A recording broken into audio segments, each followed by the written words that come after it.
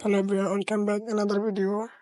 কিভাবে আপনারা আইফোনের মধ্যে অ্যাক্সিলেটর টাচ যে চিহ্নটা আছে ওইটা চালু করুন, বা অ্যাক্সিলেটর টাচ একটা অপশন আছে যে ওইটা যে কিভাবে চালু করবেন। এখন লেটেস্ট আপডেটগুলোতে টাচ লাগা থাকবে, ওইটা কিভাবে চালু করবেন আমি এই ভিডিওতে দেখাবো। প্রথমত আপনাকে আপনার সেটিং ওপেন করে নেবেন। সেটিং ওপেন করে নিয়ে সেটিংটা চালু করে নেবেন। চালু করার পরে তারপরে একটু স্ক্রল ডাউন করবেন, ডাউন করে জেনারেল, এটা 6-7 এর মধ্যে 6 এর মধ্যে থাকবে জেনারেল অপশন। আর যদি হয় তাহলে অ্যাক্সিলেটরি এই অপশনে ক্লিক করবেন। তারপর একটু নিচে আসবেন, টাচ এই অপশনটা ওইটার মধ্যে ক্লিক করবেন। তারপরে অ্যাক্সিলেটরি টাচ, এটা টাচ চালু করবেন। তারপরে এই যে এই চিহ্নটা চালু হয়ে যাবে। আপনারা কমেন্ট করে জানাবেন, তাহলে আমি নতুন নতুন এই অ্যাক্সিলেটরি ফিচারগুলো রিভিল করবো আপনাদের সামনে।